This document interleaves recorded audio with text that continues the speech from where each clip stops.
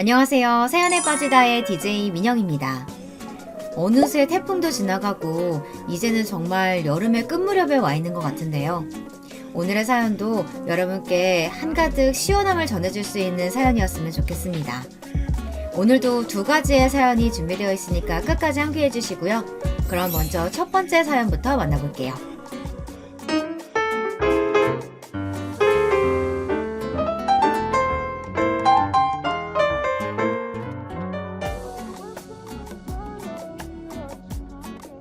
안녕하세요. 요즘은 결혼 정년기가 참 늦어졌다고 하죠.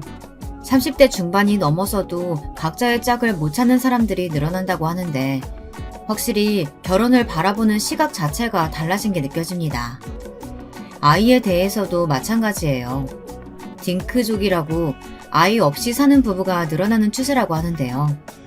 연세가 꽤 있으신 어르신들이 듣는다면 놀라실 분도 있겠지만 사실 어쩔 수 없는 부분인 것 같아요. 사회가 변하고 구조가 변하면 그에 따라 사람들의 가치관도 달라질 수밖에 없으니까요. 사실은 저 역시 마찬가지였네요. 저는 비혼적이었습니다. 딱히 결혼을 하지 않고 나이 드신 친정 어머니를 모시고 살 생각이었답니다. 인연이라고 할 만한 남자도 없었고 그냥 혼자 사는 것도 결코 나쁘지 않다고 생각했기 때문이에요. 저는 주변에 남자 때문에 고생하는 언니들을 여러 두었거든요. 언니들 하는 말 대부분이 결국엔 홀로 살고 싶다. 낳은 애는 후회하지 않지만 결혼은 후회한다. 이런 내용이었어요. 그만큼 힘들다는 얘기였죠. 결혼 생활이란 건 한쪽만 좋을 수도 없고 부부가 서로 맞춰가야 하는 건데 나는 솔직히 그게 너무 힘들었어. 우리 남편은 늘 피곤해하고 애한텐 신경도 안 써주고 그러니까 남편한테도 자꾸 실망감이 쌓여가고 때 되면 우리 시어머니 입만 맞춰 행사 준비하는 것도 다 귀찮고 솔직히 과거로 돌아가라고 하면 나는 결혼은 안 할 것 같아. 그러니까 지희 너도 혼자 살아. 혼자가 외롭단 말 다 옛말이야. 너는 돈도 있잖아. 그래요? 언니는 정말 그렇게 생각해요? 정말 과거로 돌아가면 결혼 같은 거 안 할 거예요? 난 진짜 안 할 거야. 확고해 보이는 언니 얼굴에서 저는 다시금 느꼈네요. 제가 사는 방식 이대로 그저 무르르듯 사는 것도 나쁘지 않다는 것을요. 그렇게 나이가 먹어 30 후반이 되자 주변에선 다들 선 안 보냐며 외려 저보다 더 조급해했죠. 하지만 저는 고개를 저었어요. 때 되면 만나지겠죠. 근데 안 만나지면 그냥 이대로 살래요. 모셔야 할 어머니도 있고 전 이대로가 편해요. 저를 이해하지 못하는 사람들도 있었지만 상관없었습니다. 하지만 이런 제가 어떤 남자를 만나 결혼을 결심하게 됐고 예비 시부모님까지 다 만나뵙게 되었는데요. 지금 생각해도 어떻게 제 인생이 이런 기구한 방식으로 흘러왔는지 신기할 따름입니다. 네, 오늘 들려드릴 이야기는 결혼으로 이어질 뻔한 불같은 사랑이 어떻게 파혼으로 종지부를 찍었는지 그 과정을 아주 낱낱이 공개하는 사연이랍니다. 제가 남편이 될 뻔한 작자를 만난 건 지금으로부터 1년 전이었는데요. 편의상 예비 남편이라고 호칭할게요. 예비 남편은 친구와 함께 간 여행지에서 만나게 되었어요. 사실은 출장 겸 간 유럽 여행이었는데요. 거기는 한국인이 별로 없는 도시라 더더욱이나 남편의 존재가 눈에 띄었습니다. 어느 음식점에서 서로가 한국인이라는 걸 알게 되고 즐겁게 이런저런 이야기를 하게 된 것이 시작점이었죠. 아, 지희 씨는 그럼 인테리어 회사에서 일을 하고 있는 거예요? 와, 멋있다. 전 그런 쪽은 영 모르거든요. 미적 감각이랄까? 그런 게 아예 떨어져요. 지희 씨는 전시 이런 것도 좋아하시겠네요? 아, 저도 미적 감각까진 없고요. 그냥 먹고 살 정도로만 일하는 것 뿐이에요. 전시는 좋아해요. 그럼 마침 여기 도시에서 유명 화가 전시회를 한다는데 같이 보러 가실래요? 예비 남편은 굉장히 다정하고 온화한 성격의 소유자였습니다. 첫인상은 그랬어요. 부담스럽지 않게 상대방의 이야기를 끌어낼 줄 알고 아는 것이 많아 보임에도 불구하고 그걸 딱히 자랑하지 않는 타입이요. 허세라는 단어와는 아주 거리가 멀고 겸손함과 아주 가까이 있는 사람이었죠. 한마디로 제 타입이었어요. 저는 사업을 하면서 사실상 매일 사람들을 만나고 다니고 미팅을 하며 지내기에 단번에 예비 남편이 괜찮은 사람인 걸 알아봤어요. 그래서 저 같지 않게 한국에 돌아가는 일정을 먼저 물어보며 나중에 한국에서 따로 만나자는 의사를 은근슬쩍 전달했습니다. 추파를 던진 거죠. 좋아요. 그럼 그 지희씨가 자주 간다는 한남동 펍에서 봐요. 수제맥주 기대되네요. 저와 나이도 동갑에 중견기업에서 어느 정도 위치에 있는 예비 남편. 조건이 뛰어난 사람은 아니었지만 저는 오히려 그런 평범함에 더 이끌렸습니다. 정확히 말하자면 그 평범함 속 어딘가 존재하는 비범함에 이끌렸던 거죠. 같이 간 지인은 흥분을 감추지 못했습니다. 그도 그럴 것이 제가 연애를 안 한 지 너무나 오래되었고 이렇게 먼저 호감을 드러낸 적은 극히 드물었거든요. 지희야, 너 그 사람이랑 잘 됐으면 좋겠다. 나이도 동갑에 둘이 통하는 것도 많은 것 같아. 이번에 웬만하면 연애도 하고 그래서 워커홀릭에서 벗어나보자. 기집애, 너 맨날 일만 하면 지냈잖아. 네 오피스로 보는 거 지겨워 죽겠어. 너희 어머니도 말 안 하시는 것 뿐이지 너 결혼하는 거 얼마나 바라시는데. 알겠어. 그냥 만나보는 거니까 너무 기대는 하지 마. 그냥 만나보는 거야. 어떤 사람인지도 잘 모르고. 하지만 결말은 여러분도 아시다시피 저는 이 남자와 잘 되었고 연애라는 과정으로 진입했답니다. 이쯤에선 저에 대해 좀 더 자세한 설명을 드려야 할 것 같은데요. 저는 지인의 말대로 워커홀릭이었고 20대부터 30대 후반의 끝자락에 올 때까지 오로지 일에만 모든 청춘을 바쳐 일했습니다. 20대 초반부터 사업을 시작해 흥과 망을 반복했어요. 그렇기에 더 거기에 목숨 바치듯 일했는지도 몰라요. 포기할 줄을 몰랐거든요. 평소 제 성격은 조용하고 내성적인 편인데 이상하게 일적인 부분에선 굉장히 불도저 같은 편이었습니다. 그래서 미팅에서 만난 대표님들이 나중에 사석에서 저를 보게 되었을 때 놀라는 경우가 몇 번 있었습니다. 어렸을 적엔 반 친구들은 제가 말을 못하는 아이인 줄 알았다고 할 정도로 저는 말수가 별로 없었는데요. 친구들 놀러 다닐 때 혼자 책 읽고 공상하는 걸 좋아하는 애였어요. 그런 제 성격과 맞지 않는 사업판에 뛰어든 이유는 하나였어요. 오로지 돈 때문이었습니다. 어린 시절 아버지는 그저 술과 도박에만 빠져 사는 사람이었고 친정 어머니에게 물리적인 행위를 휘둘러서라도 돈을 빼앗아가는 사람이었습니다. 집안은 전쟁통이었어요. 가난함은 저를 주눅들게 했습니다. 그 와중에 아버지는 저에게 살갑게는커녕 외동딸인 저에게 이렇게 말하곤 했습니다. 야, 너 크면 술이나 따라라. 뭐라고요? 아버지 지금 나한테 뭐라고 했어요? 술이라도 따라서 얼른 돈 벌어오라고. 네가 뭐 잘하는 게 있냐? 여자면 그거라도 해서 돈 벌어야지. 네가 부모 봉영하는 길은 그거 하나뿐이야. 기집애가 어디서 눈을 치켰어? 여보, 그만. 제발 지희한테 그러지 마요. 아버지라고 부르고 싶지도 않은 짐승 같은 그 작자는 저에게도 어머니에게도 너무나 큰 상처와 아픔만 남기고 떠나갔습니다. 사실 아버지 역시 사업을 했다 말아먹고 난 후 사람이 완전히 변해버린 것이었는데요. 변한 이후로는 모든 것을 가족의 책임으로 돌리더니 술만 먹다가 절이 든 것이었죠. 그 사람이 죽은 날엔 안도의 한숨이 나왔습니다. 죽었구나. 드디어 죽었구나. 이제 엄마와 내가 조금이라도 편해지겠구나. 상복을 입은 내내 그 생각만 들 뿐이었습니다. 아버지의 죽음 역시 딱 자기 팔자에 맞는 죽음이었다고 생각했어요. 도박한 사람 돈을 훔쳐 달아났다가 그 패거리에게 죽도록 맞아 그렇게 된 것이었거든요. 일말의 연민도 들지 않았습니다. 하지만 아버지가 죽고 다리 불편하신 어머니와 제가 살 수 있는 길은 참으로 막막했습니다. 나라에서 주는 지원금도 턱없이 부족했고 그 누구도 저희 가족을 도우려 하지 않았어요. 제가 옆집에 가서 국어를 하고 선생님한테 도움을 청하며 그렇게 생계를 꾸려나가야 했습니다. 그러니 돈에 대한 갈망은 점점 더 강해졌어요. 성인이 되면 난 무조건 돈을 벌어야겠다.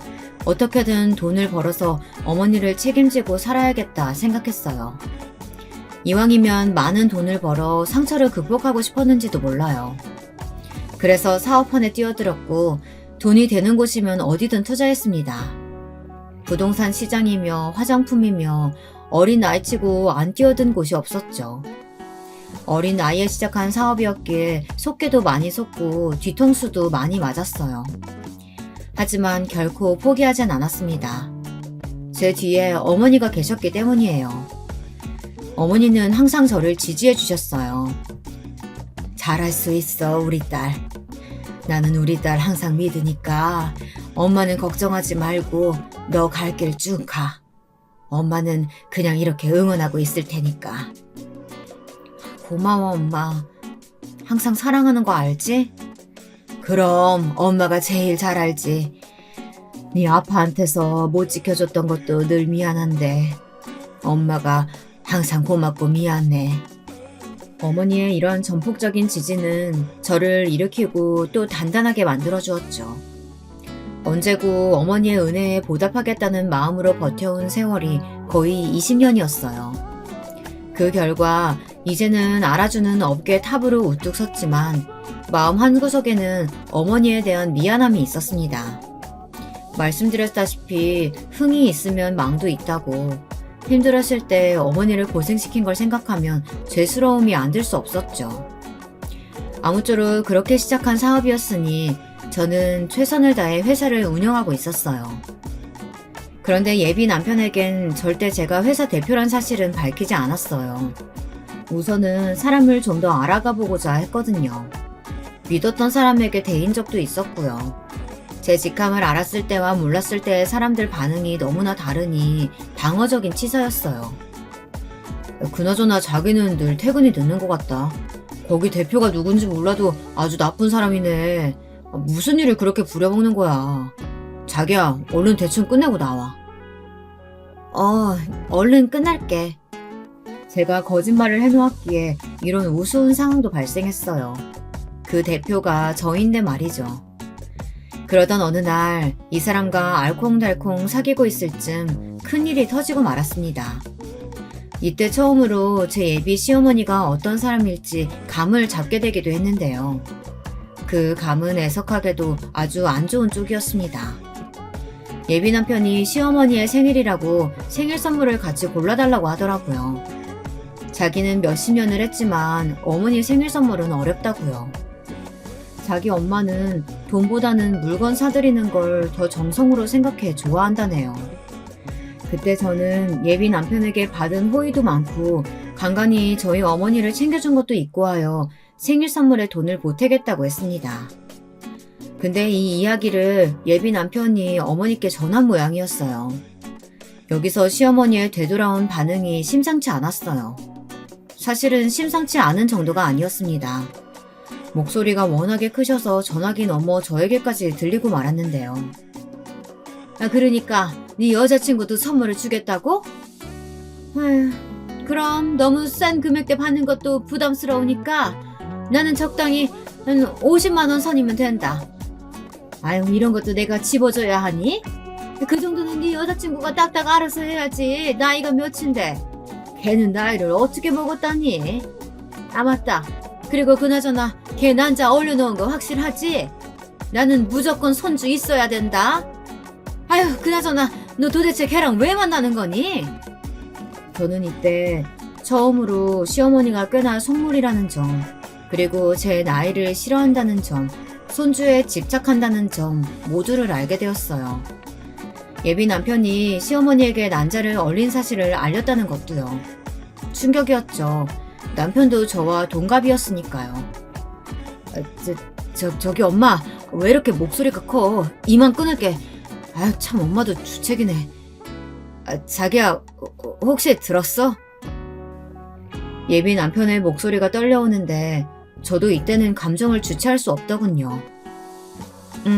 들었는데 어머님, 내 나이가 많다는 거 이렇게까지 싫어하실 줄은 몰랐네. 당신도 나랑 나이는 같잖아. 임신 생각하셔서 전에 말했잖아. 엄마가 조금 보수적인 부분이 있다고. 옛날 분이라 그래. 넘어가. 글쎄, 보수적이라고 하고 퉁치고 넘어갈 이야기인지 잘 모르겠다. 하지만 이후 여기서 제가 더 예상하지 못했던 것이 있었으니 제가 그날 같이 선물을 고르려다 그만두고 집으로 돌아온 것이었잖아요. 예비 시어머니는 그 부분이 몹시 언짢으셨나 봅니다. 예비 남편과 데이트를 끝내고 돌아오는 길에 이번에도 우렁찬 목소리로 말씀하시는 것을 제가 듣고 말았거든요. 아니 그러니까 준다고 했으면 줘야지. 줬다 뺐다 하는 것도 아니고 뭐 하는 짓이라냐? 지금 나랑 간 보자는 거야? 뭐 줄다리기라도 하자고? 어쩜 애가 그렇게 싹수가 노랄 수가 있어. 나이도 먹을 대로 먹은 애가 여자가 나이도 들었으면 성숙하고 조근조근한 맛이라도 있었어야지. 늙은 여우 같은 년 하나 때문에 아주 기분 다 배렸다. 늙은 여우년이라고 저를 지칭하는 단어가 실로 놀랍고 충격적이었습니다. 이번에도 제가 얼척없는 얼굴로 예비 남편을 쳐다보자 말을 더듬으면서 내용을 전달하더군요. 어느 상황에서든 침착하던 사람이 황당한 내용으로 더 열을 뻗치게 만드는 내용으로 말이에요. 저기 실은 말이야. 어머니가 우리 사이 반대를 하고 있어. 지 너 만나는 게 싫으신가 봐. 근데 나도 내 선에서 어떻게든 해결해보고 있고 어머니가 실언하신 거니까 한 번만 넘어가 주라. 미안해. 내가 어떻게든 해볼게. 예비 남편은 그 후로도 계속해서 저에게 엄마가 실언을 한 거라고 설득하려고 들었지만 저는 아니라고 생각했어요. 그건 남자친구 어머니의 진심이었습니다. 솔직히 제 나이도 나이인지라 임신이 쉽지 않죠. 그런데 그건 남자친구도 마찬가지 아닐까요? 벌써부터 머리가 지끈거려 왔습니다. 만약 임신이 실패하면 그 탓을 저에게 돌릴 광경이 정말 눈에 선하더군요. 주변 지인들에게 말할 필요도 없었어요. 말하면 당장 헤어지라고 할 게 뻔했죠. 그런데 예비 남편은 이 일을 까맣게 잊은 듯 처음엔 미안하며 무릎이라도 꿇을 기세이더니 이젠 입 밖으로 꺼내지 않더라고요. 제가 얘기를 좀 꺼낼라 쳐도 모른 척하며 딴 화제로 넘어가 버렸습니다. 사실 이때 남자친구와 헤어질까 하는 고민이 처음으로 생겼어요. 계속 만나도 좋을지 모르겠더군요. 허나 한 달 후 이 결심을 단박에 사라지게 해준 사건이 있었으니 저에겐 무척이나 힘든 일이었지만 이때 예비 남편으로부터 많은 도움을 받았기 때문이에요. 어느 날처럼 통화를 하던 중 저희 어머니가 어지러움을 호소하더니 전화를 끊어야겠다고 하시더군요. 그리고 쓰러져 버리셨어요. 다행히 집에서 집안일을 도와주는 아주머니가 급하게 119를 불렀지만 어머니는 검사 결과 암이라는 사실을 알게 되셨고 당신께서도 충격을 많이 받으신 것 같았습니다. 그 모습이 너무 마음 아팠어요. 지난 젊은 날 아버지에게 매맞으며 가슴에 맺힌 한이 몸으로 온 것 같다고 중얼거리시는데 그럴 수밖에 없었죠. 저나 엄마나 지옥을 견디며 왔으니까요. 그런데 어머니가 아프단 사실을 안 예비 남편이 그렇게나 걱정을 하며 갖다 드리라고 이것저것 챙겨주더군요. 별거 아닌 것들이었지만 그 안에 담겨있는 정성이 참 귀하고 소중했습니다. 심지어 회사 일까지 제쳐두고 달려오는데 감동이었습니다. 그러다 어머니가 해주신 말씀이 하나 있었는데요. 저 아까 그 어떤 남자가 왔다 갔는데 너 남자친구라고 하더라. 왜 엄마한테 누구 만난다 말 안 했어? 훤칠하게 잘생겼더만. 아, 말한다는 게 깜빡했네. 깜빡할 걸 해야지. 아무튼 엄마는 마음에 들더구나. 이왕이면 결혼까지 생각해봐. 갑자기? 엄마는 딸 보내는 거 섭섭하지도 않아? 당연히 섭섭하지. 근데 딸이 시집 갈 때 돼서 가는 건데 널 영영 잃는 것도 아니고. 아까 그 사람이 내가 지인을 힘들게 키웠다는 거 듣고 날 존경했다고 하더라. 말도 이쁘게 하더라고. 그 사람이 그런 말을 했어? 그 말이 제 가슴을 참 울렸어요. 이상하게도 그 말을 듣는데 심장이 쿵 떨어지더라고요. 어머니와 나 사이에만 있었던 아픈 가족사를 누군가에게 공개하는 것도 처음이었지만 그 부분을 예비 남편이 위로해준 느낌이었어요. 그날 어머니의 말을 듣고 이 사람에게 마음이 깊어졌죠. 하지만 일이 쉽게 가지 않았습니다. 어머니의 암투병으로 마음이 힘든 와중 첩첩산중으로 장문의 톡이 날아들어왔는데요. 그건 바로 놀랍게도 예비 시어머니에게서였어요. 문장의 어투는 정중했지만 요점은 하나였죠. 저기, 나 철원이 엄마예요. 이렇게 문자만 달랑 남기게 돼서 미안한데 할 말이 있어서 말이에요. 우리 철원이 핸드폰 내 멋대로 본 거니 우리 아들한텐 화내지 말고 내 말 들어요. 나는 두 사람 결혼하는 거 극구 반대해요. 물론 아가씨도 남의 집 귀한 딸이겠지만 내 아들은 더 그래요. 내가 심한 섬유 근육통이 있는데 이걸로 수술을 몇 번 했는지 몰라요. 거기다 임신 기간엔 진통제를 먹을 수가 없어서 다들 먹지 못하면 죽을 거라고 반대했는데 애 아빠 반대 불구하고 죽을 각오로 낳은 아들이라고요. 그렇게 낳아 애지중지 기른 아들이니 어떤 아들인지 알겠죠? 그리고 내 아들 알겠지만 알아주는 명문대 나오고 좋은 회사 다니는 앞길 창창한 애예요. 아가씨보다 훨씬 어리고 집안 좋은 여자 만날 수 있다고요. 그러니 애 앞길 망치지 말고 이쯤에서 비켜줘요. 순순히 물러서지 않으면 내가 나설 수도 있어요. 이건 경고예요. 문자를 받은 순간 정신이 멍하더군요. 늙은 여우라는 단어가 스치면서 얼마나 나를 만만하게 봤으면 이런 문자를 보냈나 싶어 화가 치밀어 올랐습니다. 저는 당장에 전화를 걸어 따지려다가 이내 숨을 골랐습니다. 대신 예비 남편을 불렀죠. 정말 이걸 우리 엄마가 당신한테 보냈다고? 미안해. 내가 정말 미안해. 뭐라고 해야 할지 할 말이 없다. 내가 어떻게든 이 상황 고쳐놓을게. 엄마한테 그러지 말라고 할게. 우리 엄마지만 정말 경솔했다. 어떻게 고쳐놓을 건데? 그런데 여기서 예비 남편이 벙찐 표정이 되더군요. 그러니까 자기 엄마의 이런 무례한 언사에 대해선 대책이 없었던 거였어요.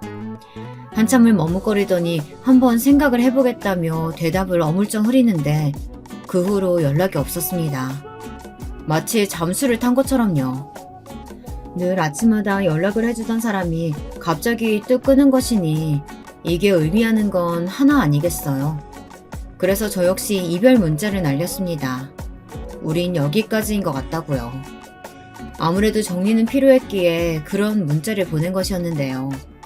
여기엔 주변 지인들의 충고도 힘이 컸어요. 뭐? 네 남자친구 어머니, 그러니까 예비 시어머니가 벌써부터 그런 난리를 떤다고? 얘, 그 시댁 보통 집안 아닐 거야. 안 봐도 비디오야. 이게 집애야. 나이 먹고 개고생하고 싶지 않으면 당장 그 남자랑 헤어져. 로미오야 줄리엣이라도 안 돼. 하나같이 다들 의견이 같았습니다. 다들 결혼 경험도 있고 시댁도 겪어봤으니 저는 지인들의 말을 따르기로 했죠. 오래 만나지 않은 사이였기에 있는 것도 금방일 거라고 생각했어요. 다만 저희 어머니에게 잘해준 것만은 잘 잊혀지지가 않더라고요. 그 남자랑 잘 만나고 있지? 몸이 다 회복되지 않은 어머니께서 이렇게 가끔 묻곤 하셨는데 할 말이 없어 대강 둘러댔으니까요. 그런데 아무렇지 않은 척 일에만 치여 살던 날 회사 일을 처리하던 중 모르는 번호로 전화가 걸려오더군요. 느낌이 좋지 않았어요. 네, 누구시라고요? 네, 안녕하세요. 무슨 일이세요? 다소 딱딱하고 사무적인 말투에 당황하셨는지 그분은 몇 번 헛기침을 하더니 주저리 말을 잇는데 무슨 내용인지 알아들을 수가 없었어요. 그러니까 내가 그 문자는 좀 감정적이 되어 보낸 문자예요. 그날 애 아빠랑 술을 한잔 했거든요. 아무튼 이해해 주길 바래요. 우리 애가 많이 힘들어하네요. 와서 그 애 좀 위로해 주던가 해줘봐요. 내가 이러다 죽겠어요. 아, 네. 그런데 저는 그 사람과는 끝났습니다. 갑자기 자기 아들을 달래라니 어떤 식으로 달래라는 걸까요? 전 단호히 정리하기 위해 헤어졌다고 말하며 전화를 끊었습니다. 황당하더군요. 그 후로도 예비 시어머니란 사람은 종잡을 수 없는 문자를 여러 번 보냈습니다. 와서 자기 아들을 달래라는 문자를요. 그러던 어느 날 저는 놀랄 노자의 일을 맞닥뜨리고 말았어요. 죄송하지만 저는 응하고 싶지가 않습니다. 그리고 자꾸 전화하시니 불편하네요. 저기 아가씨, 참 딱딱하게 구네 이거. 아유, 내가 미안하다니까. 우리 애가 지금 아주 열도 펄펄 끓고 힘들어한다고. 이 정도 설명했으면 알아먹어야지. 왜 그렇게 사람이 뚝 막힌 거야? 아주 새심수를 삶아먹었나. 고집이 보통이 아니네. 왜 저한테 화를 내시는 거죠? 저는 분명히 알아듣게 의사를 전달한 것 같은데요. 우리 애가 지금 응급실에 있다고. 그쪽 때문에 뭐 단식 투쟁이니 뭐니 한다고 무리해서 일하고 스트레스 받다 그 지경이 됐으니까 당장 달려와요. 참 그땐 사랑이 뭐라고 심장이 뚝 떨어지는 것 같더군요. 그 길로 저는 응급실에 가게 되었고 예비 남편과 다시 조우하게 되었습니다. 그 사이 많이 마른 것 같은 그 사람 얼굴이 지금까지의 마음고생을 말해주는 것 같았습니다. 예비 남편은 제 손을 잡으며 여기까지 오게 해서 미안하다고 중얼거렸습니다. 저희는 그날 많은 대화를 나누었고 결국은 예비 남편이 앞으로 알아서 어머님 쪽을 중재하겠다고 결심을 받아내며 봉합을 하게 되었습니다. 이때를 생각하면 참으로 많은 생각이 듭니다. 어떻게 보면 이때를 기점으로 돌이킬 수 없는 강을 건널 수 없게 된 것이나 다름없었거든요. 서로의 마음을 확인하고 다신 떨어지지 말자는 다짐을 했던 이때. 아마 제가 이때 다른 선택을 했다면 저는 오늘 이런 사연도 쓰지 않았겠죠. 예비 남편과는 무난히 사이를 이어가고 있었지만 늘 조마조마했어요. 우리 사이엔 결혼, 시댁이라는 커다란 벽이 존재하는 것 같았어요. 만약 결혼을 하게 되면 반드시 시댁과는 명절 이외에는 절대 보지 않겠다는 약속을 했기에 이어지고 있는 관계였죠. 그리고 저희는 본격적으로 결혼 준비에 들어갔는데요. 우리 이제 서로를 남편으로 아내로 부를 수 있게 되는 거구나. 나는 참 신기하다. 가끔은 이런 시시콜콜한 대화를 오가며 설레어하기도 하고 있었죠. 그런데 이때부터 제가 염려하는 부분들이 완전히 본격적으로 시작이 되고 말았어요. 예비 남편이 매우 조심스럽게 저에게 예비 시댁 식구들과 간단하게 식사라도 하는 게 어떻겠냐고 권하더라고요. 저는 초대에 응했어요. 일단 어른이 먼저 권하셨으니 거절하는 것도 예의가 아닌 것 같았고요. 또 사과를 하기 위해 마련하신 자리라고 하니까요. 예비 남편 집 주변에 어느 깔끔한 레스토랑에서 만나게 되었는데 그 자리엔 예비 시누이도 함께 있었어요. 그리고 공교롭게도 예비 시누이와 저는 서로를 보자마자 하고 놀라고 말았습니다. 시누이는 제 회사 건물에서 가까운 경양식 돈가스 집에서 아르바이트를 하고 있었는데요. 제가 자주 찾아가 혼밥을 했던 가게였거든요. 시누이도 저를 알아봤는지 다소 약간 놀란 듯 하더군요. 여기서 이렇게 만나게 될 줄은 몰랐네요. 그러게요. 그 혼밥 하시던 분이시죠? 매번 치즈 돈가스 시키시는. 제가 시키는 메뉴까지 기억하는 시누이 덕에 분위기가 약간은 풀어졌던 것 같습니다. 예비 남편도 우스갯소리를 하는 등 분위기를 풀려고 노력했어요.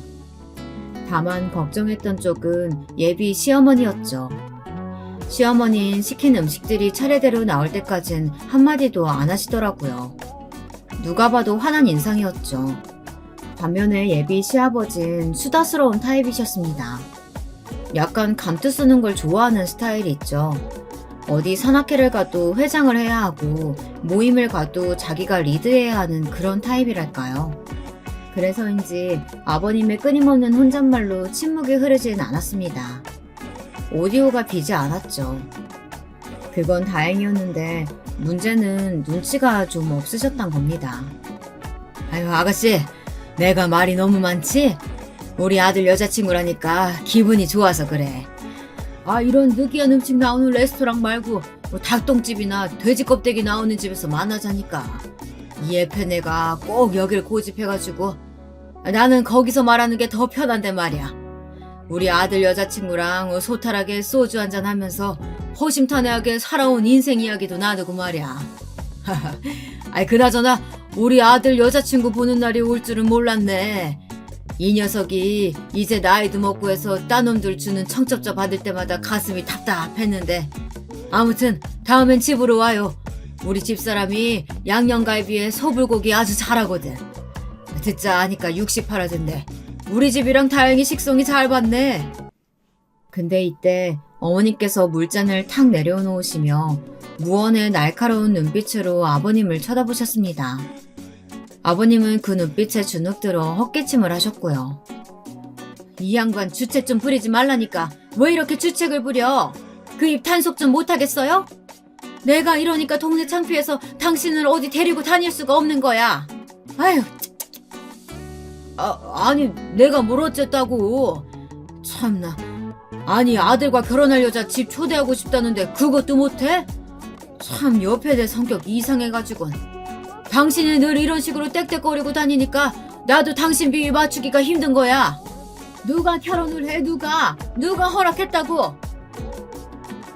저를 주축으로 한 두 분의 갈등은 그렇게 점점 고조되었고 나중엔 서로를 향한 과거사까지 꺼내며 싸우시더군요. 저기 아가씨 혹시 모아놓은 돈 많아요? 네? 없지는 않은데 그걸 왜 물으시죠? 참나, 묻긴 왜 묻겠어요. 우리 애 데려가려면 몇 억은 기본으로 모아놨어야 내가 생각을 해보든지 말든지 할 거 아니에요. 예비 시어머니가 물잔을 텅텅 내려 찍으며 꽤 지른 고함 소리에 사람들의 시선이 저희 테이블로 몰려들었어요. 그제야 두 분 다 수그러드는 기색으로 조용히 밥이나 먹고 나가자고 하더군요. 솔직히 어이가 없었습니다. 분명 사과를 하겠다고 모인 자리였는데 사과는커녕 오히려 모욕만 당하고 있었으니까요.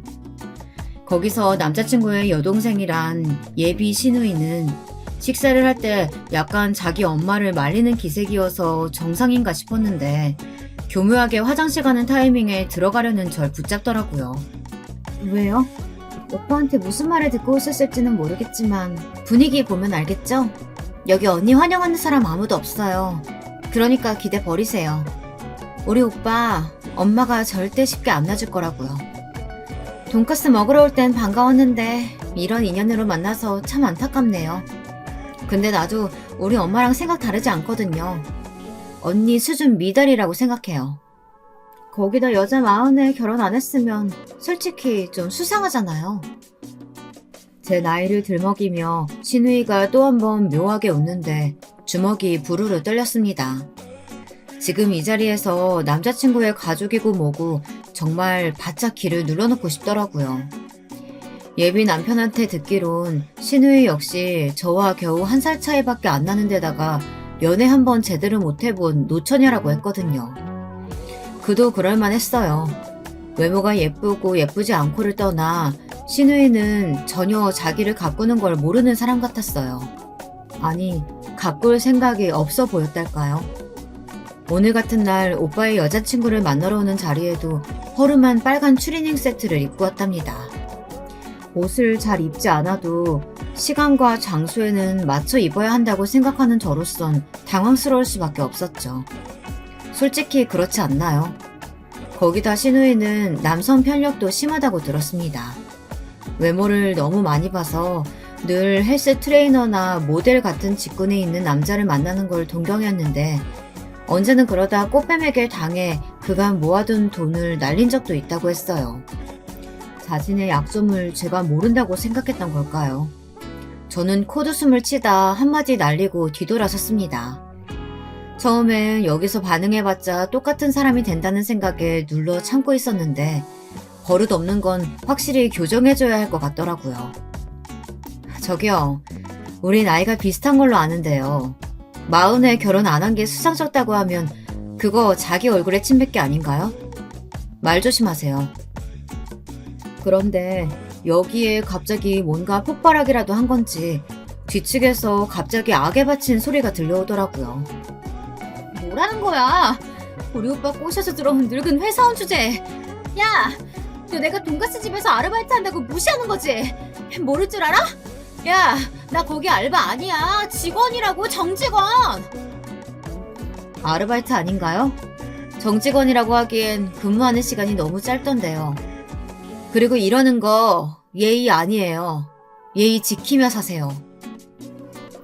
예상하지 못한 공격이었는지 예비 신우이의 입술이 푸르르 떨렸어요. 그 입술을 보자 처연하다는 생각마저 들었습니다. 그리고 반말하지 마세요. 서로 선은 지키는 게 좋을 거예요. 마지막으로 그렇게 말하고 뒤를 돌아섰는데요. 제 말에 한 번 더 푸르르 떨더군요. 나중에 이런 저를 달래는 건 예비 시아버지였어요. 아버님은 자신이 오늘 괜히 말을 많이 해서 이런 사단이 일어난 것 같다며 미안하다고 사과를 하시더군요. 머쓱해 보이는 얼굴이셔서 저도 사과를 받아들였습니다. 오직 아들이 결혼한다는 사실이 더 좋으신 듯 했지만 어찌됐든 예비 시댁에서 저를 미워하지 않는 사람이 한 사람이라도 있다는 사실은 약간 안심이 되었습니다. 물론 결혼하곤 거의 왕래를 하지 않을 생각이었지만요. 저희 친정어머니는 저의 결혼 준비 소식에 한껏 들떠계셨어요. 성치 않은 몸이심에도 웨딩드레스 고르는 자리에도 따라 나오셨고 드디어 우리 딸이 결혼하는 거냐며 눈물을 지으셨습니다. 엄마, 그렇게 기뻐? 그럼 안 기쁠 수가 있니? 하나밖에 없는 내 딸이 시집을 간다는데. 근데 너 시댁 될 사람들 다 좋으신 분들이랬지? 지희야, 어른들 잘 모시는 것도 중요해. 부부 사이 좋은 것도 좋지만 어른들이랑 가깝게 지내면 그게 다 복으로 돌아온다. 알아요, 엄마. 잘 지내고 있어요. 사실 친정어머니에겐 구질구질하게 말하지 않았어요. 말해봤자 속만 상하실 게 뻔한데 말할 수가 없었죠. 어머니 몸도 회복되지 않은 상태였고요. 하지만 그러던 어느 날 기야말 사건이 일어나게 되었죠. 이것으로 저는 예비 남편과는 이별을 해야 했으며 한동안 마음을 추스리지 못할 정도로 힘든 시기를 보냈습니다. 어느 날 예비 시어머니로부터 전화가 온 거였어요. 그래, 너 내일 인사 온다며? 그래, 별건 없지만 뭐 소불고기랑 좋아한다는 거 많이 준비해놓고 있으마. 네? 철원이한테 아직 못 들었니? 철원이가 말한다던데? 내가 이번 주 주말은 동창 모임이 있어서 시간이 안 되거든. 인사 올 거면 내일이 딱 적당해서 말이야. 내일 금요일이고 뭐 시간 널널하지? 꼭 와라. 예비 남편에겐 들은 말이 없었는데 당황스러웠어요. 일방적으로 전화가 끊어지고 난 후 물었더니 어제 결혼한다는 말을 했는데 아마도 자기 엄마가 절 받아주시는 것 같다고 하더라고요. 정말일까 의구심이 들었죠. 나긋하고 교양을 철철 흘리고 싶어하는 말투가 거슬리기도 했어요. 사업하며 사람을 많이 만나본 제 직감으로 저를 부른 이유도 단순히 인사차 들리는 게 아닐 것 같았습니다. 그런데 한 번은 인사를 드리는 게 맞았기에 고민하던 중 신우이에게서 문자가 한 통 날라왔어요. 어떻게 제 번호를 알아낸 건지. 언니, 올 때 엄마 좋아하는 채소랑 음료수 좀 사오세요. 라고 왔더라고요. 열이 받아 전 그 문자를 그대로 예비 남편에게 보여주었고 남편이 대신 신우이에게 한 소리 했죠. 너 자꾸 버릇없이 이렇게 굴 거야? 오빠 여자친구한테 이런 식으로 대하면 나도 너랑 안 보고 살 거야. 거기에 신우이가 어떻게 그런 말을 하냐며 난리 부르스를 떨다 사태가 마무리되었습니다. 그렇게 가기 전부터 폭풍 전야였지만 결국 어거지로 예비 시댁을 방문하게 되긴 했는데요. 집에 도착하자마자 펼쳐진 풍경이 일단 상당히 당황스러웠어요. 예비 시아버지가 약간 술에 취하신 얼굴로 저를 반갑게 맞아주시는 건 예상된 시나리오였지만 시어머니와 시누이가 방긋 웃고 있더라고요. 가식적인 표정이 분명했지만 둘 다 만면에 미소를 띄우고 있는 것이 불길했습니다. 어머나, 이렇게나 일찍 왔니? 나는 아직 준비 중인데 우리 딸하고 얘기 좀 나누고 있어. 네, 어머님. 뭐 제가 도와드릴 건 없을까요? 돕긴 무슨. 내가 다 할 테니까 앉아만 있어라. 예비 시어머니는 어울리지 않게 교양 넘치는 말투로 부엌에서 요리를 시작하셨습니다. 저를 위해 요리하는 어머님 모습에 예비 남편 역시 어색하고 낯선지 어떻게 대처해야 할지 모르는 표정이었죠.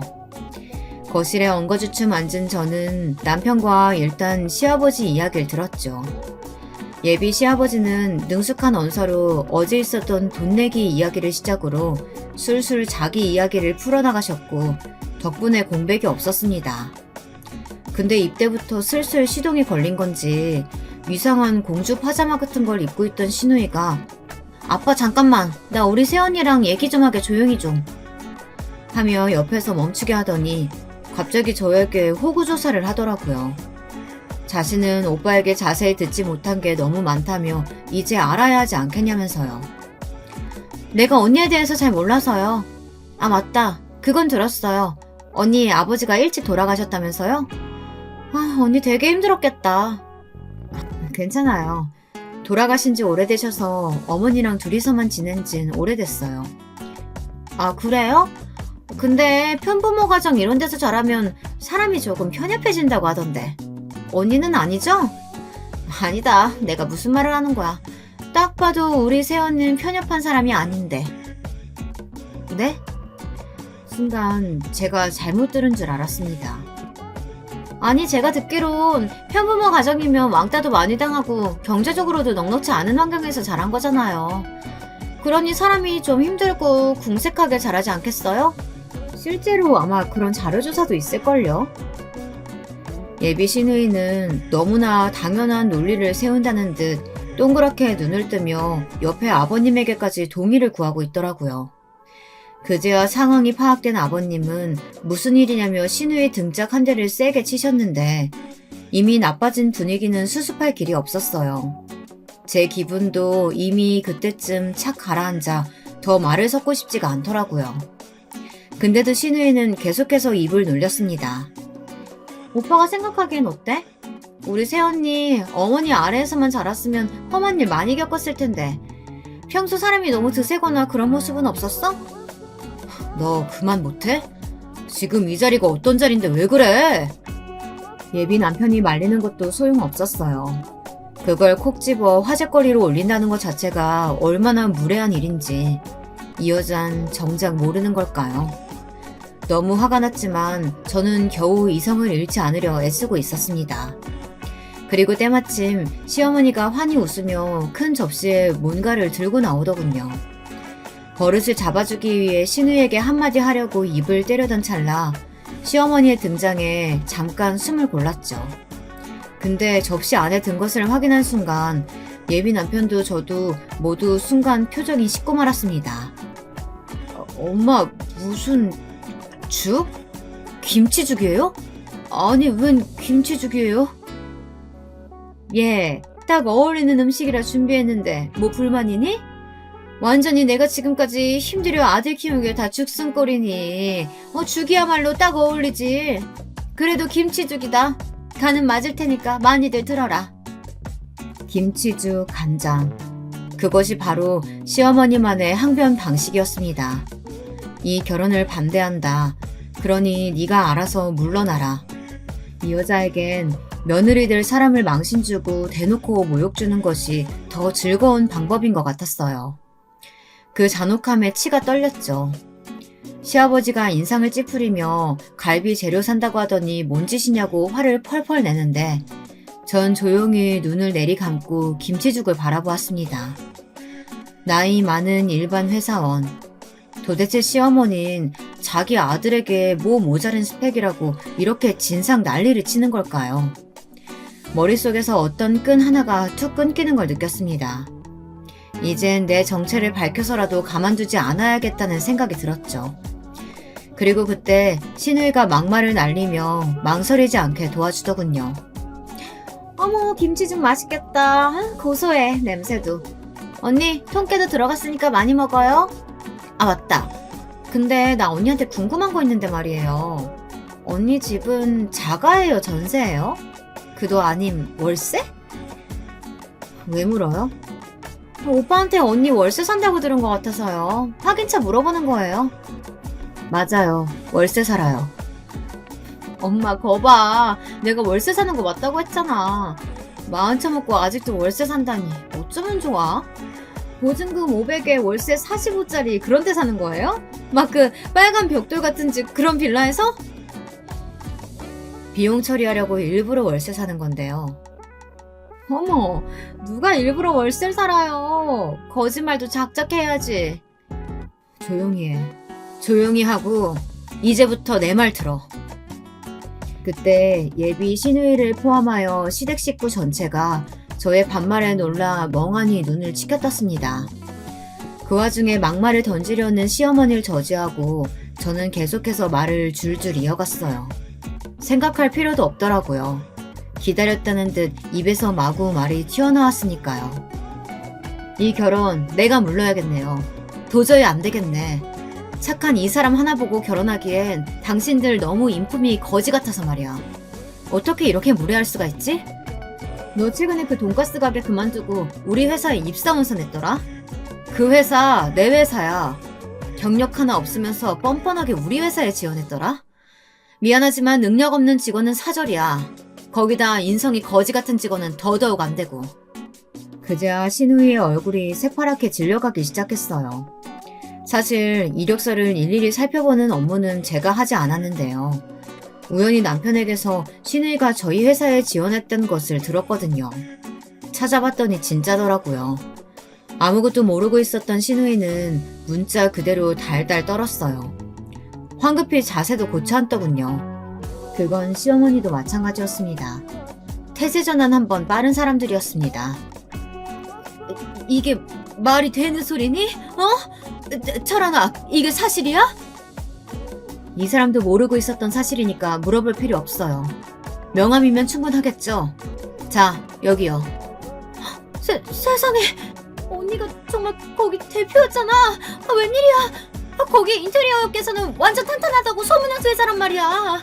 내 친구 중에 대학 완전 잘 나온 애도 그 회사 지원했다 마지막 3차 대표 면접에서 떨어졌다고 했고. 근데 우리 세훈이가 거기 대표라고? 어떻게 이런 일이 있지?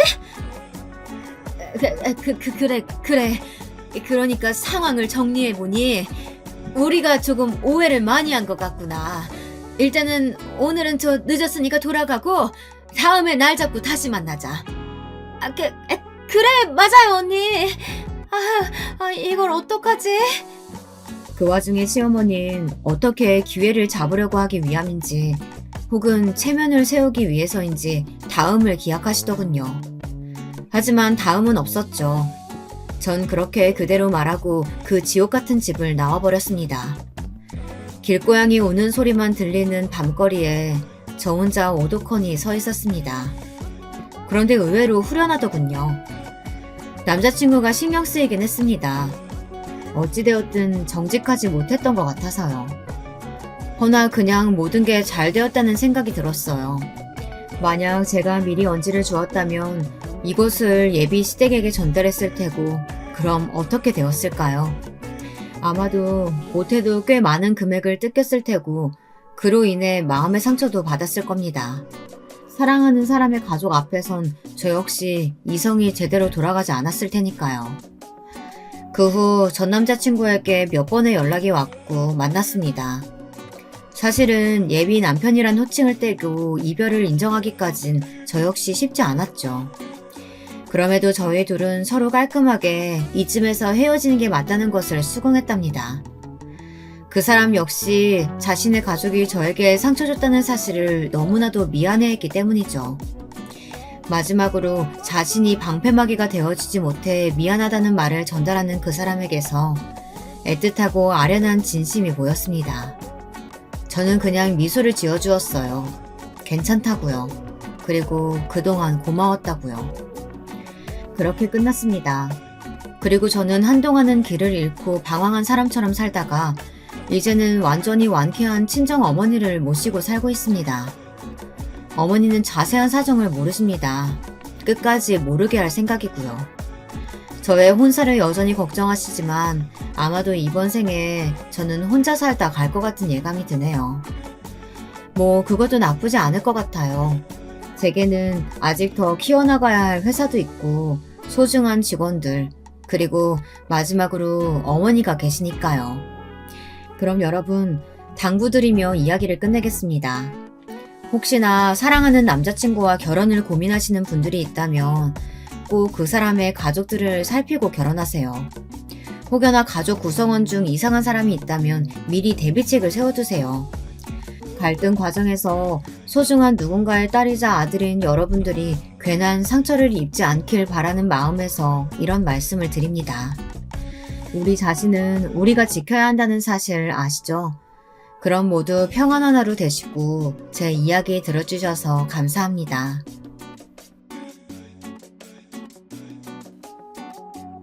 안녕하세요. 저는 막 70대에 들어선 마음 많은 청춘인 사람입니다. 어느새 이제 할머니라는 단어도 익숙해질 만큼 나이가 들어버렸네요. 저는 오늘 저에게 찾아왔던 아주 특별한 인연에 대해 이야기를 하고 싶습니다. 이렇게라도 그 아이의 선행을 알리고 세상이 아직 훈훈하다는 것을 말하고 싶네요. 먼저 그 이야기에 앞서 간략하게 제가 어떻게 살아왔는지를 말해보겠습니다. 저는 가난한 농촌에서 태어났습니다. 부모님은 그 마을 토박이 출신으로 소소하게 이것저것 농사를 지으면서 하루하루 정말 열심히 살아가는 분들이셨습니다. 그렇지만 불행히도 부모님 때부터 지고 있는 빚이 많아서 항상 돈을 벌어서 빚 갚기에 바쁘셨죠. 그 많은 빚들이 언제 어디서 생겼는지는 모르겠지만 정말 간절히 하고 싶은 것이 아니면 부모님은 형편이 힘들었기 때문에 지원이 힘드셨죠. 그렇기에 저는 자라면서 가난이란 무엇인지 처절하게 몸으로 느꼈습니다. 그렇게 누구보다 돈을 잘 벌고 잘 살고 싶었죠. 그러나 저는 중학교를 졸업하고 고등학교도 가지 못한 채 부모님의 농사일을 함께 도우며 지내다가 동네 친척집에서 중매를 한 건너 동네에 역시 농부 집안의 아들과 결혼을 하게 되었습니다. 결혼하기 전까지 얼굴도 모르는 그런 시대는 아니었지만 자유연애를 하는 것이 불경시되는 시대였기 때문에 저는 부모님의 뜻을 따라 결혼을 하게 되었습니다. 당시에는 그냥 다들 그랬기 때문에 그러려니 하고 결혼을 받아들였던 것 같아요. 남편은 소박하고 착한 사람이었어요. 단지 우리 부모님이 그랬던 것처럼 집안 형편은 좋지 않았고 농사가 직업이었기 때문에 아침부터 밤까지 하루 종일 몸을 혹사하면서 사시사철 농사일에 매달려야 했죠. 저도 하루 종일 식사 준비를 하고 점심 준비를 마치면 새참을 준비하는 등 항상 끝없는 노동을 했습니다. 그렇게 결혼 생활을 시작하고 2년이 지나서 전 임신을 했어요. 임신 기간 내내 입덧을 심하게 해서 나중에는 위액을 토하다 못해 시뻘건 피가 나올 정도로 고생을 했고 너무 입덧이 심해서 몸무게가 많이 빠졌습니다. 이 녀석이 커서 효도를 하려나 라는 말로 저는 스스로를 달래며 힘든 몸을 건사하며 10달 동안 제 아이를 품었죠. 그렇게 저는 20대 초반에 엄마가 되었습니다. 아기는 떡두꺼비 같은 아들이었습니다. 말 그대로 핏덩이가 제 뱃속에서 쑥 나오던 그 순간은 지금도 생각하면 너무 신기하고 특별한 경험이었네요.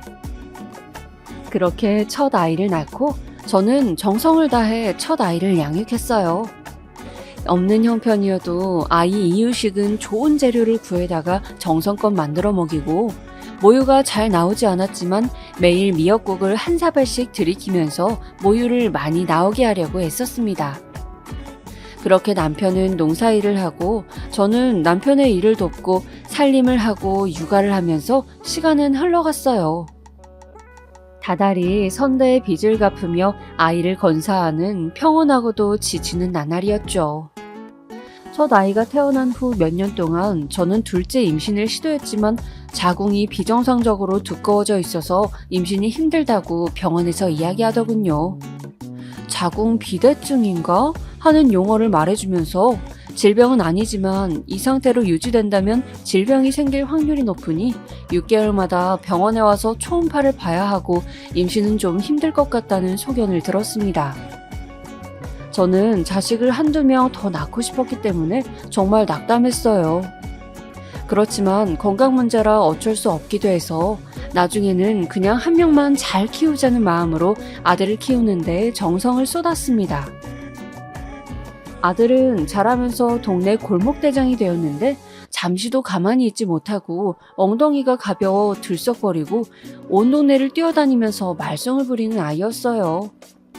남자애들이 다 그렇다지만 저는 아들 치닥거리를 하느라 유난히 체력이 딸리고 지쳤습니다. 심지어 옆 동네에 가서 참외밭에서 서리를 하기도 하고 마을 아이들을 이끌고 동네 뒷산에 갔다가 길을 찾지 못해서 한밤중에서야 온몸이 나뭇가지에 긁혀 돌아온 적도 있었습니다. 동네 어귀에 있는 저수지에서 뱀을 보고 그 뱀을 때려잡겠다고 돌멩이를 던져서 뱀이 위협을 하는 바람에 놀라서 무릎이 다 까져 울면서 뛰쳐들어온 적도 있었죠. 아들은 체력도 좋았고 힘도 셌는데 유독 참을성이 부족한 성격이었어요. 그래서 친구들과 주먹 다짐도 꽤 했었고 청소년 시절에는 주먹 다짐을 하다가 학교에도 불려가곤 했습니다. 그 당시에는 아들의 그런 모습이 나중에는 큰 문제가 될 것이라고는 생각하지 못했고 그저 사내 애라 그런가 보다 하고 대수롭지 않게 생각했어요. 그렇게 다 커서 대학생이 된 아들은 난 농사일을 하고 싶지 않다며 서울에 있는 으리으리한 건물에서 일하는 회사원이 되고 싶다고 경영학과를 진학했습니다. 우리 집에서 버스를 타고 1시간쯤 가면 나오는 지방 도시에 있는 대학이었어요. 다행히 기숙사를 이용할 수 있다고 해서 저는 그렇게 20살이 된 아들을 타지로 떠나보냈습니다. 아들을 배웅하고 돌아오는 고속버스 터미널에서 의자에 앉아 알 수 없는 섭섭함에 눈물을 글썽이던 기억이 아직도 생생하네요. 늙으면 생각이 많아지고 잠이 없어진다고 하더니 몇몇 기억은 이렇게 아직도 선명하게 생각이 나서 마치 어제 일 같습니다. 그렇게 아들이 대학 기숙사를 들어간 지 6개월쯤 되던 어느 날이었어요. 갑자기 전화가 한 통 걸려왔습니다. 그 전화는 아들이 술김에 시비가 붙어서 경찰서에 끌려가 있다는 이야기였어요. 저는 황망하게 대충 옷을 걸쳐 입고 남편과 함께 부랴부랴 고속버스를 타고 아들이 있다는 경찰서로 향했습니다. 아들은 안경다리가 한쪽이 날아간 채로 경찰서 의자에 앉아서 씩씩거리고 있더군요. 가서 얘기를 들어보니 친구들과 함께 술자리를 갔다가 잠시 담배를 피러 나갔는데 문 앞에서 들어오다가 어떤 남자와 부딪혔다고 합니다. 서로 네가 와서 부딪히지 않았냐 사과하라고 시비가 붙는 바람에 서로 치고받고 싸우다가 가게 사장님이 경찰에 신고를 해서 여기까지 끌려왔다고 했습니다. 그리고 아들보다 상대방이 더 많이 다쳤다고 했어요. 저희는 아들을 꾸짖고 상대방에게 사과를 했지만 그쪽에서는 합의를 원하지 않으니 그냥 콩만 먹으라고 어린 놈이 싸가지가 없다고 화난다고 주먹만 휘두르면 다인 줄 아냐면서 가버리더군요. 저는 아들의 다혈질 때문에 이 사단이 난 것 같았고 어릴 적 동네에서 애들하고 싸움박질을 할 때 따끔하게 그런 행동을 해서는 안 된다고 왜 이야기를 하지 못했을까 몹시 후회가 됐습니다. 이대로 합의를 못해서 빨간 줄이 그이면 이 아이의 인생은 어떻게 될까 정말 걱정이 되고 부모로서 너무 해준 것이 없었던 것 같아 마음도 아프더군요.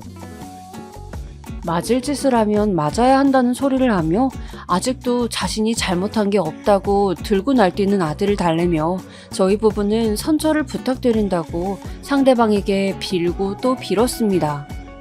그래서 간신히 저희 아들은 약식 재판으로 넘겨져 벌금형을 받고 실형은 살지 않게 되었죠. 그 일이 있은 후로 저는 아들에게 항상 누구를 때리면 안 된다고, 성질이 나도 일단 눌러야 한다고 계속 당부를 했습니다. 아들은 그 후 본인도 반성을 하는 듯 하더니 정신 차리겠다며 군대도 잘 다녀오고 취업 준비를 하러 토익 학원에 갔습니다. 토익이라는 것이 요새 취업할 때 필수로 해야 하는 영어라고 하던데, 거기에는 자기 같은 대학생들이 참 많다고 아들은 학원이 재미있는지 그렇게 말을 하더군요. 그렇게 마음을 잡고 취업 준비를 하던 아들은 당당히 큰 회사 입사 시험에 합격했습니다. 우리나라에서 알아주는 회사였죠. 저는 너무 기뻤습니다. 비록 대학생 때 한번 사고는 쳤지만 그 후로 제 걱정을 알아주어 열심히 살아가는 아들의 모습을 보면서, 그래, 나 같은 시시한 인생을 살지는 않겠구나. 돈도 많이 벌고 넓은 세상 경험하면서 잘 살았으면 하는 마음을 품었죠. 큰 회사 본사가 서울에 있었기 때문에 아들은 그 길로 서울로 이사를 가게 되었어요. 저는 없는 형편이라 겨우 돈 몇백을 아들에게 보태주면서 이걸로 자취방 얻는 데 보태라고 할 수밖에 없었죠. 마음 같아서는 전세라도 얻고 맘 편히 살 수 있게 해주고 싶었지만 그럴 수 없는 저의 가난한 형편이 한스러웠습니다. 아들은 얼마 되지 않는 그 돈도 감사하다며 저와 남편에게 인사를 꾸벅하고 서울 생활을 하러 또 우리의 곁을 떠났습니다. 그렇게 회사를 다닌 지 2년쯤 되었을까? 가끔 명절이나 혹은 휴가를 받을 때 고향에서 쉬겠다고 내려오는 것 말고는 아들 얼굴을 보기가 힘들었었는데, 어느 날 갑자기 아들이 오늘 저녁에 친구를 데리고 내려오겠다고 전화가 왔습니다. 어떤 친구인지 너무 궁금했지만 혹시나 아가씨는 아닐까 싶었지만 저는 아무 말도 못하고 일단 알겠다고 했습니다. 어쩐지 설레는 기분이 들어 없는 살림에 시내 정육점으로 달려가 돼지고기를 사고 찌개거리도 샀어요. 아들이 좋아하던 칼칼한 소고기 묵국을 끓이고 돼지고기를 열심히 굽느라 비짓땀을 흘리고 있을 때 아들 녀석의 목소리가 들렸습니다. 엄마, 저 왔어요. 준수야. 그래, 같이 온다는 친구는? 열심히 주변을 두리번거리는 저의 눈에 아들의 몇 걸음 뒤에 서 있는 아가씨의 모습이 보였습니다. 안녕하세요. 저는 유하은이라고 합니다. 처음 뵙겠습니다. 웃으며 저와 남편에게 90도 허리를 굽혀 인사를 하는 참한 그 모습은 우리 아들 녀석이 이런 여자를 데리고 오다니 놀랄 노짜다 할 정도로 누가 봐도 단정하고 예쁜 모습이었습니다. 그렇게 저희 집에 인사를 온 그 아가씨와 우리는 저녁 식사를 하면서 도란도란 이야기를 나눴어요. 아가씨는 국문학과를 나와 취업 준비를 하는 중이라고 하더군요. 전공과 맞는 일을 하고 싶어서 열심히 관련 공부를 하고 있다고 했습니다. 저희 아들과는 영어 점수를 따기 위해서 갔던 토익 학원에서 만나 회사 취직하고 서울로 오게 되면서 가까워졌다고 했어요. 아가씨 역시 아들이 대학을 다니던 그 지역에 있다가 일 때문에 서울로 가게 되면서 의지할 곳 없는 서울 생활, 둘이 의지를 하다 보니까 사귀는 사이가 됐다고 말했습니다. 저는 아들이 여자 보는 눈이 있구나 싶어 너무 흐뭇했습니다. 이런 아가씨가 우리 며느리가 된다면 얼마나 좋을까 하는 생각이 굴뚝 가더군요. 그만큼 예절도 반듯하고 잘 배운 티가 나는 아가씨였습니다. 저는 내심 아가씨와 우리가 혼사를 맺었으면 하고 아들을 통해 이것저것 물어보았는데, 아버지는 공무원이시고 어릴 적 어머니는 암투병으로 돌아가셨다고 합니다. 그래서 편부스라에 자란 데다가 외동인지라 외로움을 많이 탔다고 했습니다. 그렇게 그 아가씨는 저희 아들과 계속 좋은 만남을 이어가더니 결국 제 바람대로 그 후 1년쯤 지나 결혼 이야기가 나오고 제 며느리가 되었죠. 처음에는 처가에서 반대가 좀 심했다고 했어요. 아무래도 무남동녀 외동딸의 아버지가 공무원이다 보니 좀 배운 집안과 혼사를 맺고 싶다는 입장도 있으셨고, 워낙 우리가 돈도 없고 하다 보니 사돈의 마음에 많이 안 들었던 것 같더라고요. 염치 없다는 소리를 들을 수도 있지만 저는 그래도 그 아가씨가 너무 탐나고 우리 아들의 욱하는 성격을 현명하게 잘 컨트롤할 수 있을 것 같아서 그 혼사를 진행하고 싶었죠. 다행히 아가씨는 우리 아들을 많이 좋아했어요. 엄마가 없어 외롭던 마음을 남자친구였던 아들이 다정하게 잘 감싸주고 항상 자신을 잘 챙겨줬다고, 이 사람과 평생을 함께하고 싶다고 말했습니다. 돈이 없다면 맞벌이를 하면 되는 것이니 너무 걱정 말라고 아버지를 직접 오랫동안 설득했다고 했어요. 그렇게 제 아들과 며느리는 우여곡절 끝에 결혼식을 올리고 부부가 되었습니다. 저는 딸이 없었기에 며느리가 생겨서 너무 좋았어요. 그래서 지금 생각하면 눈치가 없었는지 모르지만 신혼집에 자주 찾아가서 이것저것 사 나르기도 하고 반찬을 가져다 주기도 했습니다. 하루는 시장에서 꽃무늬 블라우스가 눈에 들어와서 그걸 사서 무작정 찾아간 적도 있었어요. 며느리는 당황한 듯 하더니 제가 검정 비닐봉지 안에서 부스럭대면서 블라우스를 꺼내 며느리에게 대보면서, 아가, 내가 오늘 장에 갔다가 이 블라우스를 파는데 이게 색깔이 너무 고상하고 이쁜 거야. 그래서 내가 우리 예쁜 며느리 생각이 나서 사왔지 뭐니? 한번 입어봐 어서. 했더니 글쎄 갑자기 눈물을 글썽이는 것이 아니겠어요? 저는 깜짝 놀라서 며느리의 손을 붙잡고 왜 울려고 하냐고, 내가 뭐 실수한 거 있냐고 물어봤어요. 그랬더니 글쎄 그 아이가, 아니요 어머니, 돌아가신 엄마 생각이 나서 엄마가 살아계셨을 때 가끔 이렇게 제 옷을 갑자기 사와서 입어보라고 하시던 게 생각이 나서. 정말 감사해요 어머님. 저를 예쁘게 봐주시고 항상 살갑게 챙겨주시고 제가 더 잘할게요. 하면서 제 손을 꼭 잡는 것이 아니겠어요? 저는 요즘도 이렇게 착한 아이가 있구나 하고 정말 감동했죠. 그렇게 저와 며느리는 남들과 좀 다른 고부관계를 유지하면서 정말 잘 지냈습니다. 제가 반찬을 해가도 갑자기 들이닥쳐도 한 번도 제 며느리는 인상을 쓰거나 싫은 기색하는 법이 없었고, 오히려 며느리도 불쑥불쑥 찾아와서는 같이 목욕 가자, 등산 갔다가 내려가는 길에 파전에 막걸리를 사 먹자 등등 평소 친정엄마와 해보고 싶었던 것들을 저에게 하자고 했어요. 그러면서 우리 둘은 정말 많은 이야기를 했습니다. 고향이 바닷가 쪽이었던 어머니가 내가 아프거나 기운이 없다고 하면 항상 꽃게를 넣은 된장찌개를 해줬었다고, 그게 그렇게 맛있었는데 아무리 해봐도 그 맛이 안 난다며 음식 이야기도 해주고, 과일 중에서는 자기는 딸기를 제일 좋아한다며 봄이 되면 같이 딸기 농장에 가보자고 퍽 즐겁게 우리는 대화를 나누곤 했습니다. 며느리의 생일은 3월이었는데 저는 결혼하고 처음 맞는 생일이라 잘 챙겨주고 싶어서 미리 며느리네 집에 음식을 싸들고 가서 차려줬어요. 잡채와 불고기를 만들어가고 며느리가 그리워한다던 꽃게를 넣은 된장찌개를 미역국 대신 만들어갔습니다. 후식으로 딸기도 사갔죠.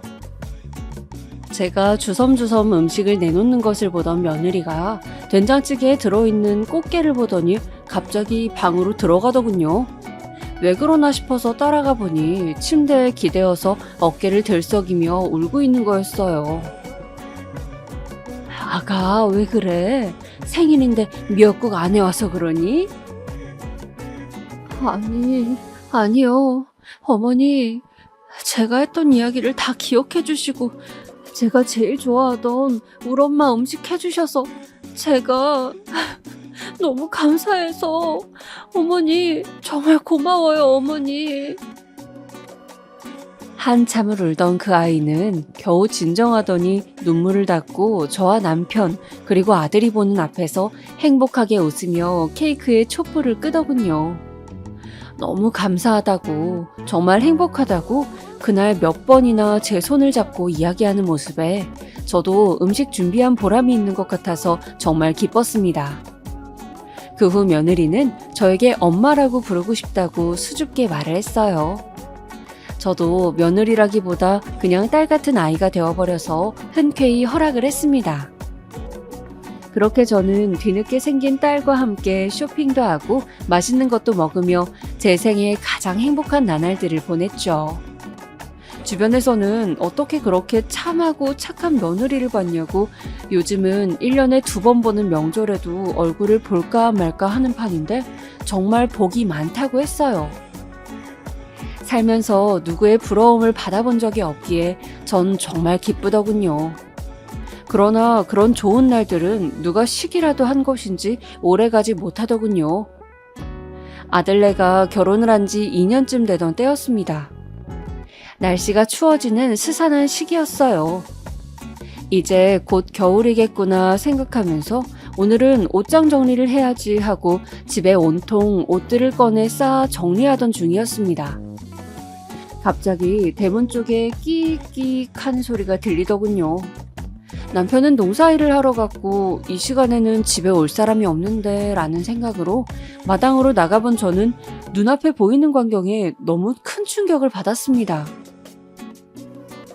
엄마. 아이고, 얘 이게 무슨 일이니? 너 누구한테 맞았니?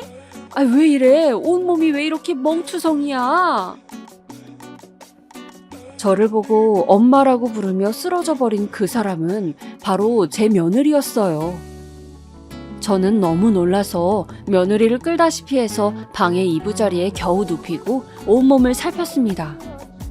세상에, 누군가에게 흠씬 두들겨 맞은 듯 긁히고 피나는 곳이 한두 군데가 아니었어요. 깊은 피멍이 든 것도 있었죠. 저는 며느리의 모습을 본 순간 뭔가 등에 소름이 올라오는 것을 느꼈습니다. 혹시나 아들이 대학생 때 같은 사고를 친 건 아닌가라는 불길한 예감이 들었어요. 저는 그런 생각이 들자 온몸을 부르르 떨었습니다. 저는 아닐 것이라 고개를 저으며 필사적으로 부정하고 있었습니다. 그러나 마음속에서 스멀스멀 올라오는 쎄한 느낌을 끝내 외면할 수는 없었죠. 아니나 다를까 아들 녀석에게 전화를 해보니 받지 않더군요. 회사에 전화를 해봐도 오늘은 결근을 해서 회사에 없다는 것이었습니다. 저는 하는 수 없이 며느리가 깨어나기만을 기다렸어요. 119를 부를까 했지만 누워서 잠깐 쉬고 싶다는 힘없이 중얼거리는 통에 일단 죽을 끓이고 따뜻하게 방을 내워 누워있게 했습니다. 며느리는 1시간 정도 그렇게 축 늘어져 있더니 일어나서 거실로 나오더군요. 엄마, 그래, 누가 이렇게 한 건지 이야기해 줄 수 있어? 저기 엄마, 그 사람이 저랑 좀 다투다가요, 저를 때렸어요. 쿵, 심장이 내려앉는 소리였습니다. 역시나 제 예감대로 아들 녀석이 며느리와 말다툼을 하다가 며느리가 화가 나서 밥을 한 끼 안 차려주자 갑자기 눈빛이 돌변하더니 의자를 집어던지고 난동을 부리고 며느리를 때린 거였어요.